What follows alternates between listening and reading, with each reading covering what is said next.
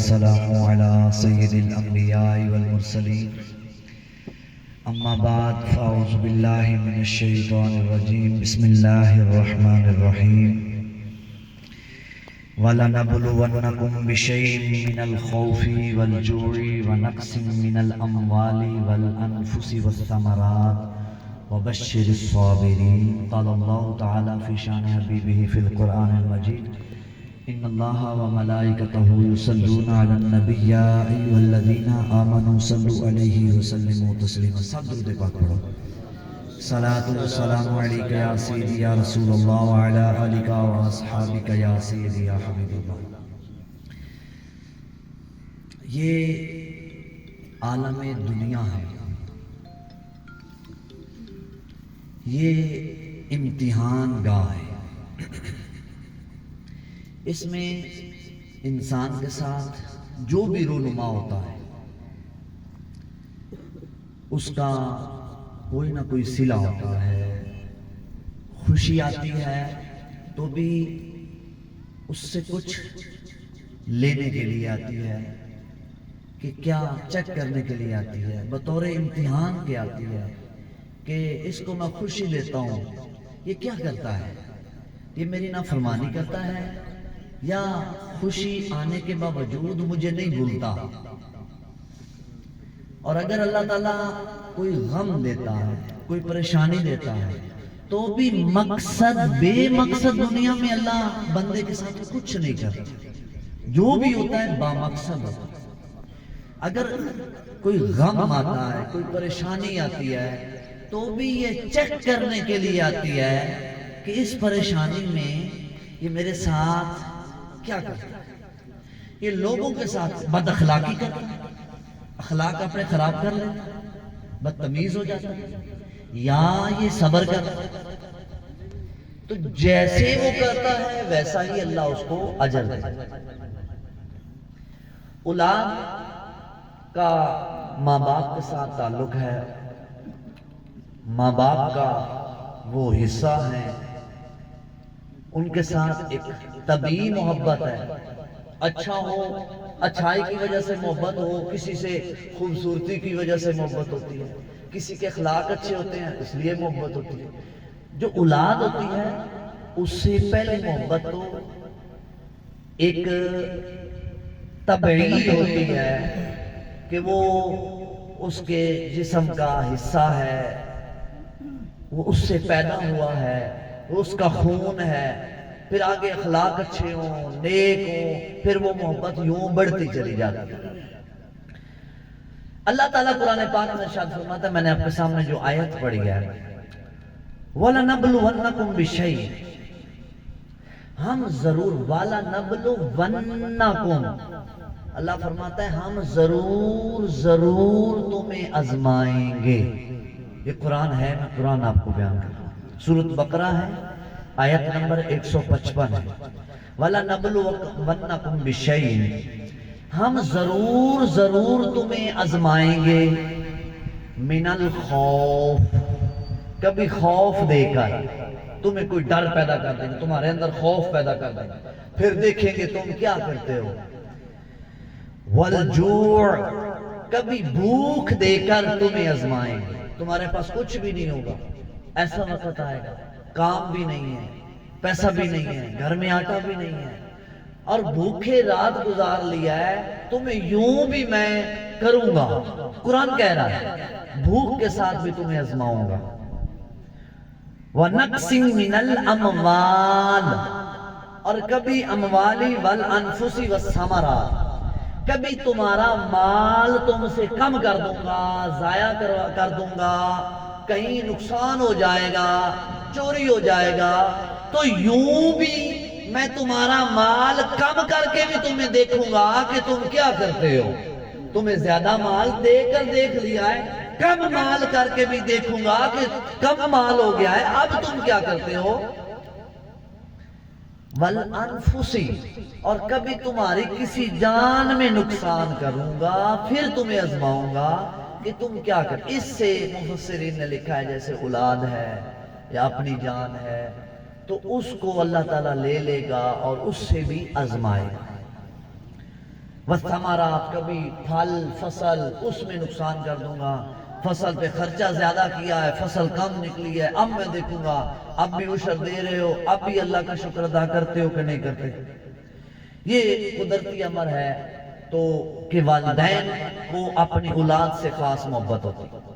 اب میں آپ کو حدیث پاک سناتا ہوں۔ نبی کریم صلی اللہ علیہ وسلم نے ارشاد فرمایا کہ جس مسلمان کے 3 بچے ہوں نابالغ، یہ بھی یاد رکھیں نعمان جو فوت ہوا ہے وہ نابالغ تھا، نابالغ تھا، نابالغ کا کوئی گناہ نہیں ہوتا، گناہوں سے پاک ہوتا۔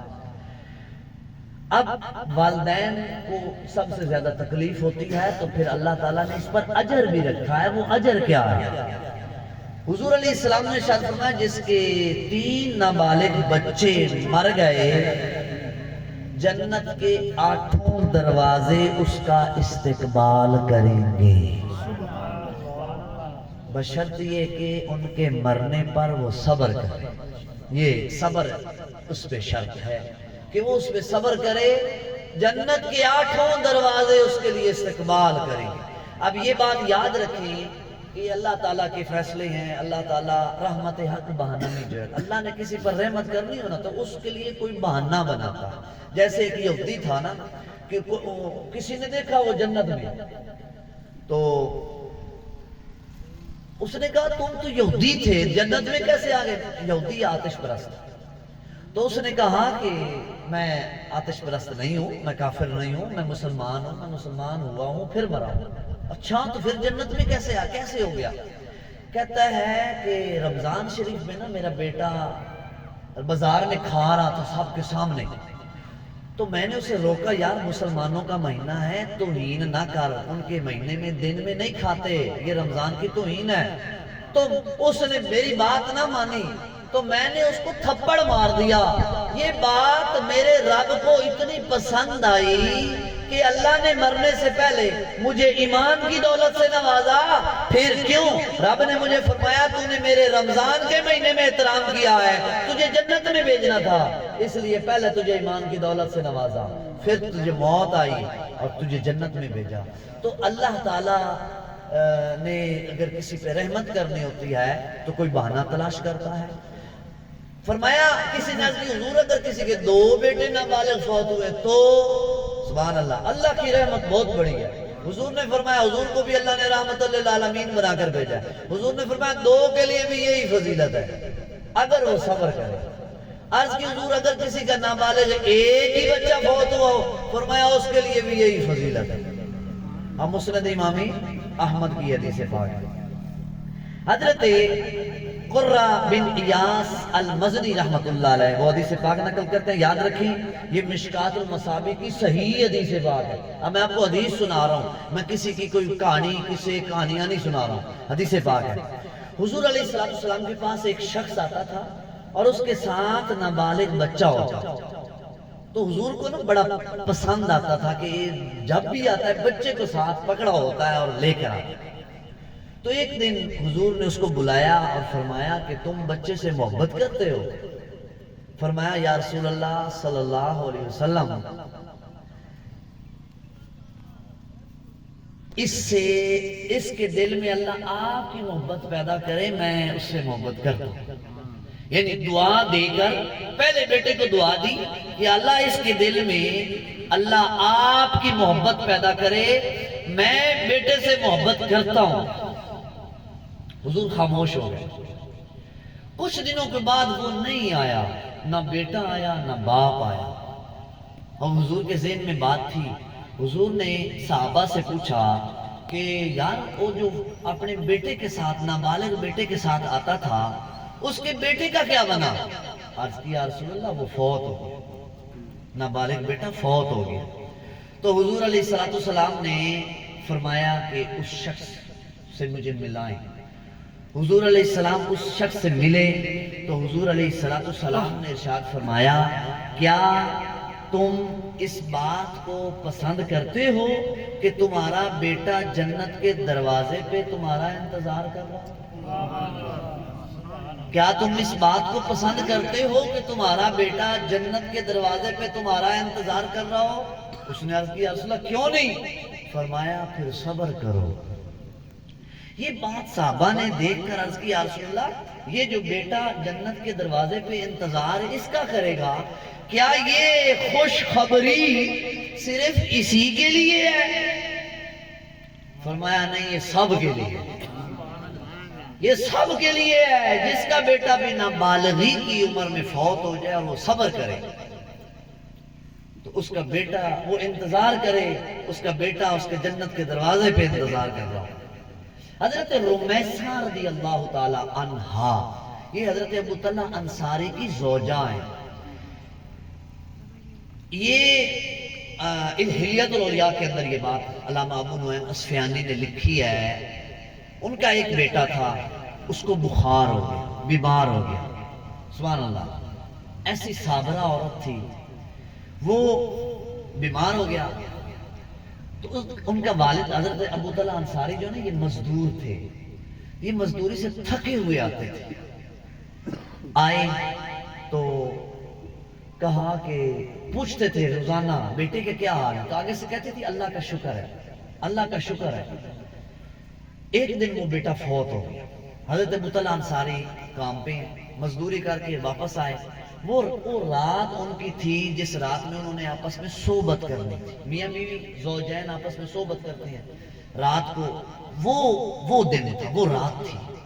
اب بیوی کے ذہن میں آیا کہ ایک بیچارہ تھکا ہوا ہے، اوپر سے آج ہمارے رات بھی وہ ہے.